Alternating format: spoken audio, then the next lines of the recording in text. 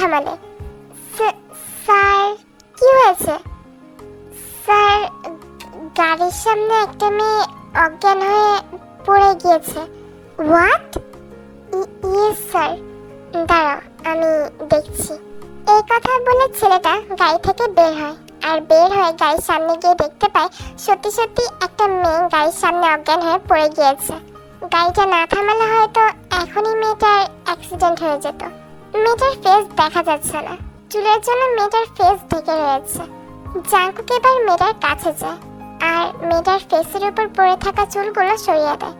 মেয়েটার কপাল কেটে গিয়ে রক্ত পড়ছে। জাঙ্কুক এবার বুঝতে পারছে না সে এখন কি করবে। মেয়েটাকে কি এখানেই একা ফেলে রেখে চলে যাবে, নাকি মেয়েটাকে নিজের সাথে করে গাড়িতে নিয়ে যাবে? এবার গাড়ির ড্রাইভার ইউনো গাড়ি থেকে বের হয়। স্যার, আমি বলছিলাম কি, মানে আপনি যদি কিছু মনে না করেন তাহলে আমাদের মেবি মেয়েটাকে আমাদের সাথে করে নিয়ে যাওয়াটাই বেটার হবে, কারণ এত রাতে মেয়েটাকে এখানে ফেলে রেখে যাওয়াটা মনে হয় না ঠিক কাজ করা হবে। ইউনো, আমিও এটাই ভাবছিলাম, কিন্তু মেয়েটাকে নিয়ে গেলে যদি কোনো প্রবলেম হয়, মানে আমরা তো মেয়েটাকে চিনিও না, মানে আমরা তো মেয়েটার সম্পর্কে কোনো কিছুই জানি না, তাহলে ওকে নিয়ে যাওয়াটা কি ঠিক হবে? স্যার, আপনি সেটাও ভুল বলেননি, কিন্তু মেয়েটাকে তো এখানে একা ফেলে রেখে যাওয়াটাও ঠিক হবে না, তাই না? ওকে ইউনো, তাহলে চলো আমরা ওকে আমাদের সাথে করে নিয়ে যাই। Okay sir. তারপর জাঙ্কুক মেয়েটাকে কোলে নেয় আর মেয়েটাকে কোলে নিয়ে গাড়ির পিছনের সিটে এসে বসে পড়ে। জাঙ্কুকের বয়স 25। জাঙ্কুক একজন সাকসেসফুল বিজনেসম্যান। জাঙ্কুকের মা বাবা কেউ নেই। জাঙ্কুক তার ছোট বোন জিমিনের সাথেই থাকে। জিমিনের বয়স 20। জিমিন কলেজে পড়ে। অন্যদিকে আমাদের গল্পের নায়িকা তের বয়সও 20। তের মা বাবা কেউ নেই। তে একটা কফি শপে কাজ করে। কফি শপে কাজ করে সে যতটুকু টাকা পায় সেই টাকা দিয়ে সে তার বাড়ি ভাড়া দেয়। তে ছোট্ট একটা বাসা ভাড়া থাকে, আর বলতে গেলে প্রতিদিনই তে 3 বেলার জায়গায় 1 বেলা খায়, আবার মাঝে মধ্যে সে খায়ও না কিছু। আর একটু আগে যেই মেয়েটা জাঙ্কুকের গাড়ির সামনে মাথা ঘুরে পড়ে গেল সেটা আর কেউ না, সেটা তে। ওই যে বললাম তে মাঝে মধ্যে খায়ও না কিছু, তো সেরকমই আজকেও তে কিছুই খায়নি সারাদিনে, আর যার কারণেই তে মাথা ঘুরে পড়ে গিয়েছে রাস্তায়। আর তের ভাগ্য ভালো ছিল, তার একটুর জন্য অ্যাক্সিডেন্ট হয়নি। আমি কোথায়? এটা আবার কোন জায়গা? আমার যতটুকু মনে পড়ে কালকে তো আমি রাতে হেঁটে হেঁটে বাসায় যাচ্ছিলাম, আর তখন আমার মাথাটা ঘুরছিল, আর তারপর তো আমার কিছুই মনে নেই। মেবি আমি অজ্ঞান হয়ে গিয়েছিলাম। মেবি, কিন্তু তাহলে আমাকে এখানে কি নিয়ে আসলো? তে এগুলোই ভাবছিল। তখনই দরজা খুলে একজন রুমের ভিতরে আসে। ও, তুমি উঠে গিয়েছো? তুমি কে? আর আমি কোথায়? আরে তুমি ভয় পাচ্ছ কেন? তোমার ভয় পাওয়ার কোনো দরকার নেই, তুমি কোনো বিপদে নেই, তুমি সেফ আছো। আসলে কালকে রাতে তুমি আমার ভাইয়ার গাড়ির সামনে অজ্ঞান হয়ে পড়ে গিয়েছিলে, আর তারপর আমার ভাইয়াই তোমাকে আমাদের বাসায় নিয়ে এসেছে। ও আচ্ছা, তুমি যদি কিছু মনে না করো, আমি কি তোমার বিষয়ে কিছু জিজ্ঞাসা করতে পারি? মানে আমি জিজ্ঞাসা করতে চাচ্ছিলাম যে তোমার নাম কি, আর তুমি কোথা থেকে এসেছো, তুমি কোথায় থাকো, আর কালকে তোমার কি হয়েছিল, তুমি অজ্ঞান হয়ে গিয়েছিলে? আমার নাম তে, আর আমি সেউলেরই একটা ছোট বাসায় ভাড়া থাকি। তুমি যদি কিছু মনে না করো তাহলে কি আমি তোমার ফ্যামিলি মেম্বারসদের বিষয়ে কিছু জানতে পারি? মানে তুমি কালকে এত রাতে রাস্তা দিয়ে হেঁটে যাচ্ছিলে, আবার অজ্ঞান হয়ে গেলে, তোমার ফ্যামিলিতে কেউ নেই? আই মিন তোমার সাথে কেউ থাকে না? আসলে আমি একাই থাকি। আমার মা বাবা মারা গিয়েছে, আর আমার কোনো ভাই বোনও নেই। আর আমার যত আত্মীয় স্বজন আছে তাদের সাথেও আমার কোনো যোগাযোগ নেই। ও আচ্ছা আচ্ছা। তে তুমি আমার সাথে কিন্তু কমফোর্টেবল ভাবেই কথা বলতে পারো। আমরা মেবি সেম এজের। আমার বয়স 20, আর তোমার? আমারও 20। ও দেখেছো, আমি ঠিকই গেস করেছি, আমরা সেম এজেরই। আর আমার নাম জিমিন। আচ্ছা যাই হোক, আচ্ছা তে আমি কি এটা জানতে পারি যে তুমি কালকে অজ্ঞান হয়ে গেলে কেন? আই মিন মানুষ শুধু শুধু তো আর অজ্ঞান হয়ে যায় না, কোন না কোন একটা কারণ তো থাকেই তার পিছনে। তো আমি সেই জন্যই বলছিলাম তুমি অজ্ঞান হয়ে গেলে কেনতে। আসলে আমি একটা কফি শপে কাজ করি, আর সেখান থেকে আমি বেশি টাকা পাই না। যত টাকা পাই সেই টাকা দিয়ে আমি আমার বাসা ভাড়া দিই, আর কিছু টাকা বেঁচে গেলে সেই টাকা দিয়ে আমি খাবার খাই, মানে খাবারের জন্য জমিয়ে রাখি আর কি। আর প্রায় প্রতিদিনই আমি একবেলা খাবার খাই, আর মাঝে মধ্যে তো আমি খাবার খাইও না। তো কালকেও সেটাই হয়েছিল, কালকে আমি কোনো খাবার খেয়েছিলাম না, আর সেই জন্যই মেবি আমি অজ্ঞান হয়ে গিয়েছিলাম। ও আচ্ছা আচ্ছা। তো তুমি তো অন্য কোনো কাজ করতে পারো তে, যেহেতু তোমাকে ওখান থেকে বেশি টাকা দিচ্ছে না। আমি কাজ খুঁজেছিলাম কিন্তু পাইনি। আচ্ছা তে তুমি কলেজে যাও না? না, আমি শুধু স্কুল কমপ্লিট করেছি, তারপর আর আমি পড়াশোনা করিনি। ও তোমার কথা শুনে আসলে এখন আমারও খারাপ লাগছে। তোমার জীবনটা আসলেই কষ্টে যাচ্ছে তে। ও দেখেছো, আমি তো ভুলেই গিয়েছিলাম, তুমি তো কালকে থেকে এখন পর্যন্ত কিছুই খাওনি। তোমার নিশ্চিত অনেক ক্ষুধা লেগেছে তাই না? তুমি একটা কাজ করো, তুমি তাড়াতাড়ি ফ্রেশ হও না, আমি নিচে গিয়ে মেয়েদেরকে তোমার জন্য ব্রেকফাস্ট বানাতে বলছি। না না জিমিন, তার কোনো প্রয়োজন নেই। তোমরা যে আমাকে বাঁচিয়েছো এটাই আমার জন্য অনেক কিছু। আমি বাইরে থেকে কিছু খেয়ে নিব। এরকম করে বলো না তে, আমরা তো এখন ফ্রেন্ড তাই না? আর ফ্রেন্ডের বাসায় অবশ্যই খাওয়া যায়। তুমি তাড়াতাড়ি ফ্রেশ হয়ে না, আমি নিচে গিয়ে ওদেরকে ব্রেকফাস্ট বানাতে বলি। তে আর জিমিনকে না বলতে পারে না। তারপর তে ফ্রেশ হতে চলে যায়, আর জিমিনও নিচে চলে যায়। কিছুক্ষণ পর তে নিচে আসে। তে নিচে এসে দেখতে পায় জিমিন তার জন্য ডাইনিং টেবিলে ওয়েট করছে। আমি তো তোমার জন্য ওয়েট করছিলাম তে, আসো খেয়ে নাও। তুমি খেয়েছো জিমিন? আমি, ভাইয়া সবাই আগে খেয়েছি, এখন তুমি খাও। Uncle aunty? আঙ্কেল আন্টি মানে আমার মা বাবা? আমার মা বাবা নেই তে। ও সরি, আমি আমি বুঝতে পারিনি। না না তে, ইটস ওকে, তুমি খাও। জিমিন তোমার ভাইয়া কোথায়?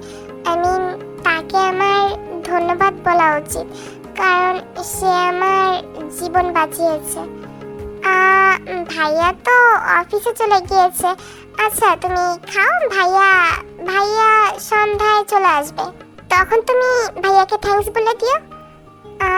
জিমিন সন্ধ্যা পর্যন্ত তো আমি থাকতে পারবো না। কেন থাকতে পারবে না? আজব তো। আমি বাসায় যাব না, আর আমার তো কফি শপেও যাওয়া লাগবে। তোমার কোথাও যাওয়া লাগবে না।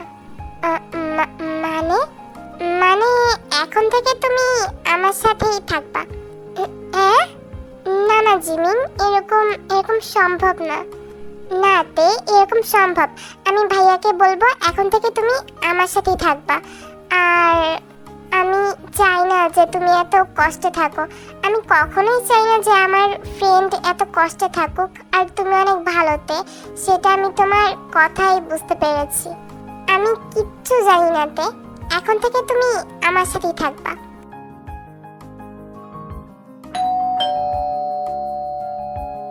ওই তো ভাইয়া মেবি চলে এসেছে তে। জিমিন দৌড়ে গিয়ে দরজা খোলে। ভাইয়া। জিমিনি। জাংকুক এই কথা বলতে বলতেই ভিতরে ঢোকে। জাংকুকের হঠাৎ করে নজর যায় ড্রয়িং রুমের সোফায় বসে থাকা একটি মেয়ের দিকে। মেয়েটা জিমিনের একটা লাল ড্রেস পরেছিল। জাংকুক এক দৃষ্টিতেই মেয়েটার দিকে তাকিয়েছিল। এই ভাইয়া, এই ভাইয়া। হ্যাঁ, কি হয়েছে তোর? তোকে সে কখন থেকে ডাকছি। শোন, তোকে একটা কথা বলার ছিল। ও যাই হোক, আগে তোকে তের সাথে পরিচয় করিয়ে দিই। তে হলো কালকে তুই যাকে তোর সাথে আমাদের বাসায় নিয়ে আসলি না, ওই মেয়েটা। ও, ওই মেয়েটা তে? আসলে জাংকুক কালকে অন্ধকারে তের ফেস ভালো করে দেখতে পাইনি। যাই হোক শোন, তোকে তের বিষয়ে অনেক কিছু বলার আছে। আগে তুই তের কাছে চল, তোকে আগে তের সাথে পরিচয় করিয়ে দিই। তারপর জিমিন জাংকুককে তের কাছে নিয়ে যায়। তে, এটা হলো আমার বড় ভাই জাংকুক। আর ভাইয়া, এটা হলো তে। ভাইয়া জানিস, তে আর আমার বয়স সেম, মানে আমার তো 20, তুই তো জানিস, আর তেরও 20। ভালো তো, তোরা দুজন সেম বয়সী।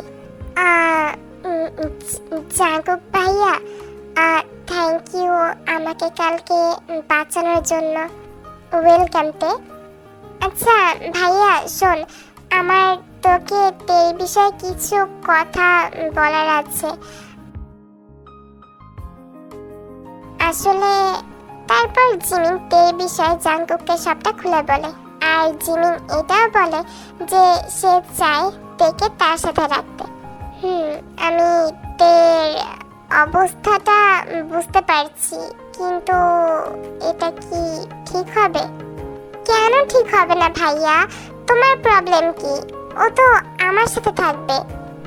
হ্যাঁ জিমিন, আমি বুঝতে পারছি যে তুই চাস তে যেন তোর সাথে থাকে। আমার কোনো প্রবলেম নেই এতে, কিন্তু তুই ভবিষ্যৎটা চিন্তা কর জিমিন। ভবিষ্যতে তের কি হবে? ও যদি এখানে তোর সাথে থাকে তাহলে ও ভবিষ্যতে কি করবে? ওর ফিউচারটা কি? তুই তো সুন্দর করে বিয়ে করে নিজের শ্বশুর বাড়ি চলে যাবি, কিন্তু তখন তের কি হবে? তুই চিন্তা করেছিস সেটা একবারও? আর তুই আরেকটা কথা চিন্তা কর, তুই যদি আমাদের বাসায় থাকেও তো ও কিসের পরিচয় থাকবে? মানুষজন তো জিজ্ঞাসা করবে ওকে দেখলে যে ও কেন আমাদের বাসায় রয়েছে, ও কিসের পরিচয় আমাদের বাসায় রয়েছে, আমাদের কি হয়? তো তখন আমরা কি বলবো?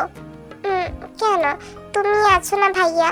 মানে মানে আমি বলতে চাচ্ছি তুমি। আচ্ছা ভাইয়া, আমি একটা কথা বলি, প্লিজ রাগ করো না। আমি আমি চাই, আচ্ছা আমি চাই না, মানে এটা ভালো হয় না তুমি যদি দেখে বিয়ে করে নাও। তুই কি পাগল হয়ে গিয়েছিস জিমিন? আমি ওকে চিনি, আমি ওকে জানি। আমি তো এটা ওর মানে আমি তোর সম্পর্কে কিছুই জানি না, তাহলে আমি ওকে কিভাবে করে বিয়ে করব? কেন, আমি তো তোমাকে ওর সম্পর্কে সবকিছুই বললাম। জিমিন তুই বুঝতে পারছিস না ব্যাপারটা, বললেই বিয়ে হয়ে যায় না। ওকে ভাইয়া, তো তুমি এখন কি বলতে চাচ্ছ? তে আবারও নিজের বাসায় ফিরে যাক, আবারও কষ্টের জীবন পার করুক, এটাই তো? তুমি কিভাবে পারো ভাইয়া একটা মেয়েকে জেনে শুনে কষ্টের ভিতরে ফেলে দিতে? তো আমি এখন কি করব জিমিন? আমি কিছু জানি না ভাইয়া, আমি শুধু চাই তে আমাদের সাথে এখানে থাকুক। ওকে ফাইন, তো আমি তোর ওই তেকে আমাদের এখানে 2 সপ্তাহ থাকার পারমিশন দিচ্ছি। ও শুধু এখানে 2 সপ্তাহ থাকতে পারবে। মানে কি ভাইয়া? তারপর ও এই 2 সপ্তাহ পর কি করবে? কি করবে সেটা আমি কিভাবে বলবো? শোন, তুই ওকে বলবি এই 2 সপ্তাহে কোন একটা প্ল্যান করতে, মানে ও ভবিষ্যতে কি করবে সেই প্ল্যান করতে। তারপর ও যদি বিজনেস করতে চায়, ওর যদি টাকার কোনো হেল্প লাগে তাহলে আমার কাছে আসতে, আমি ওকে টাকা দিব, ও সেইটা নিয়ে বিজনেস করতে পারবে চাইলে। বুঝতে পেরেছিস? আমি ওকে শুধু এই দিকটি হেল্প করতে পারি। আমি আর কিচ্ছু করতে পারবো না। এবার এবার আমি জানি না, আমি আর কিচ্ছু জানি না।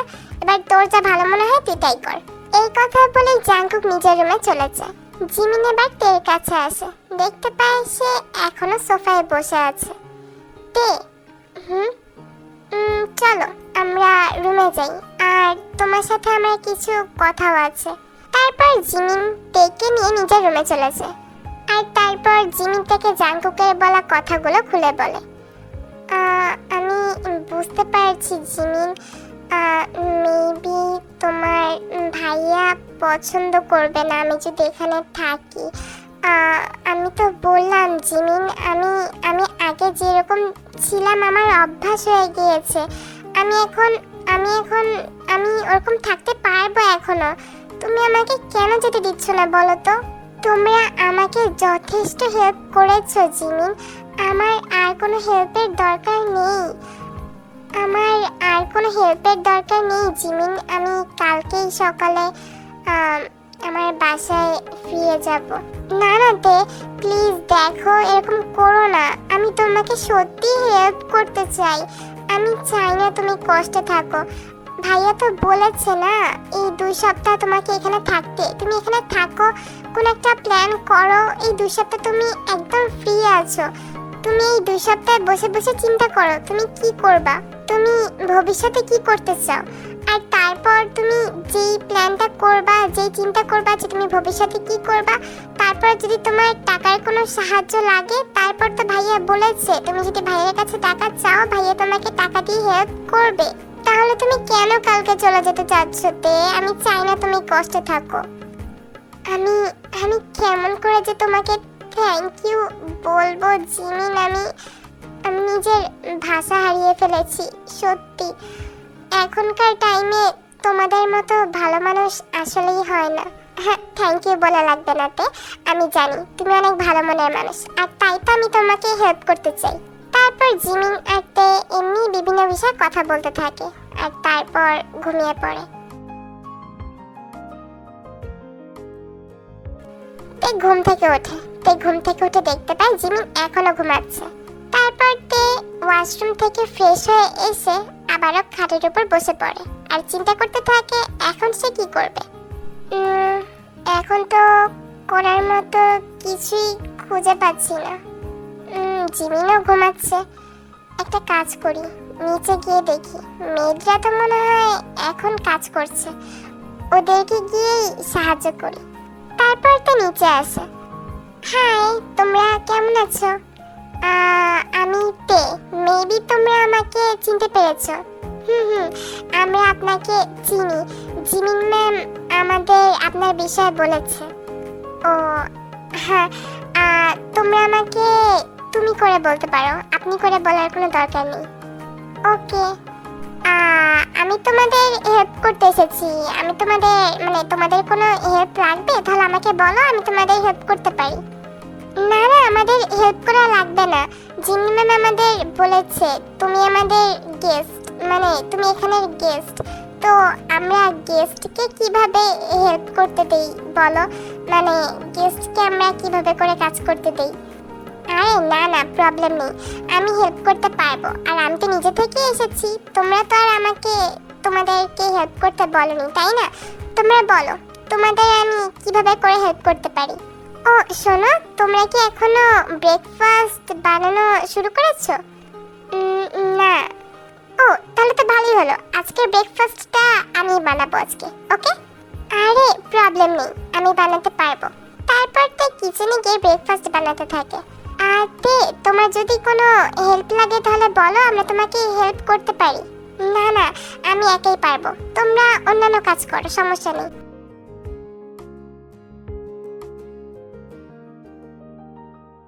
তে, জাংকুক স্যার নিচে এসেছে ব্রেকফাস্ট করার জন্য। তোমার কি ব্রেকফাস্ট বানানো হয়েছে? আমার হয়ে গিয়েছে। তারপর একটা মেয়েট জাংকুকের কাছে ব্রেকফাস্ট নিয়ে যায়। তারপর জাংকুকও খাওয়া স্টার্ট করে। জাংকুক খাবার খেতে খেতে হঠাৎ করে বলে ওঠে, আজকে ব্রেকফাস্ট কে বানিয়েছে? এবার সব মেয়েটা ভয় পেয়ে যায়। তার মনে করে ব্রেকফাস্ট মেবি জাংকুকের পছন্দ হয়নি। আসলে স্যার, আমি জিজ্ঞাসা করেছি আজকের ব্রেকফাস্ট কে বানিয়েছে। স্যার, তে বানিয়েছে। তে বানিয়েছে? হ্যাঁ, আজকের ব্রেকফাস্ট তে বানিয়েছে। জিমিন সিঁড়ি থেকে নামতে নামতে কথাটা বলে। Yes ma'am. তোমরা তেকে কেন ব্রেকফাস্ট বানাতে দিয়েছো? তোমরা জানো না তে এখানে গেস্ট? অবশ্য আমিও চাই তের হাতের রান্না টেস্ট করতে, বাট তারপরও তে এখানে গেস্ট, তে এখানে কেন কাজ করবে? আরে জিমিন, তুমি ওদেরকে কেন রাগ করছো? আমি আমি ওদেরকে হেল্প করতে চেয়েছিলাম। ওরা আমাকে ফার্স্টে হেল্প করতে দিতে চাচ্ছিল না, কিন্তু আমি ওদেরকে বলেছি যে আজকের ব্রেকফাস্ট আমি বানাবো। ঠিক কিচেন থেকে বের হতে হতেই কথা বলে। জিমিন, টেস্ট করে দেখবা না আমি কেমন রান্না করেছি? হ্যাঁ হ্যাঁ, অবশ্যই অবশ্যই। তারপর জিমিন এসে ডাইনিং টেবিলে বসে, আর একটা মেয়ের এসে জিমিনের সামনে ব্রেকফাস্ট দেয়। তে অনেক মজা হয়েছে। তুমি আসলেই অনেক ভালো রান্না করতে পারো। Thank you.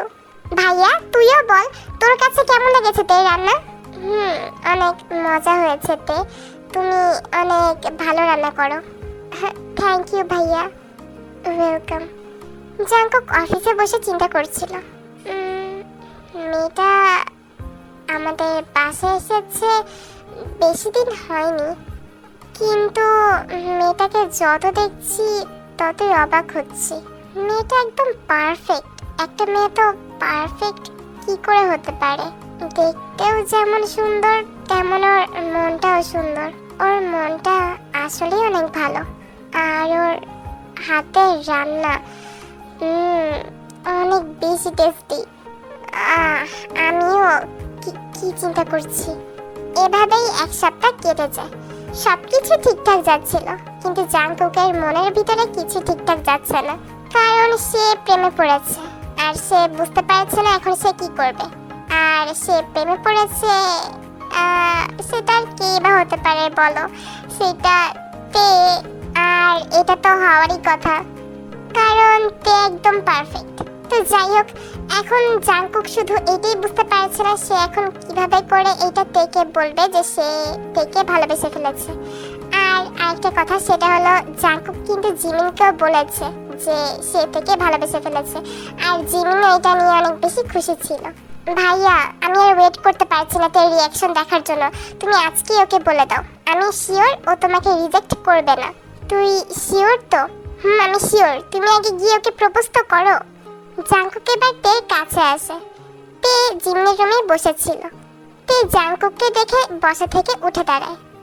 ভাইয়া, তে আমি জানি না তুমি এই কথাটা শুনে কি মনে করবা বা তোমার রিয়াকশন কি হবে, কিন্তু আসলে এটা সত্যিতে আই লাভ ইউ তে। আমি তোমাকে ভালোবেসে ফেলেছি। জাংকুক এই কথাটা তের সামনে হাঁটু গেড়ে বসে একটা গোলাপ ফুল ধরে তারপর বলে, তুমি কিছু বলছো না কেন তে? তুমি কি? আমিও আমিও আমিও আপনাকে ভালোবেসে ফেলেছি জাংকুক, আর সেটা প্রথম দেখাতেই। সত্যিতে? তুমি সত্যি বলছো? আমি আমার কানকে বিশ্বাস করতে পারছি না। হ্যাঁ, আমি সত্যি বলছি। ও মাই গড, আমি সত্যি অনেক হ্যাপি। ইয়ে, ফাইনালি তে একদম সব সময়ের জন্য আমাদের সাথেই থাকবে, আর আমি তের সাথে গল্প করতেও পারবো অল টাইম। ইয়ে, এই কথা বলে জিমিনকে তেকে জড়িয়ে ধরে, আর তারপর তেও জিমিনকে জড়িয়ে ধরে।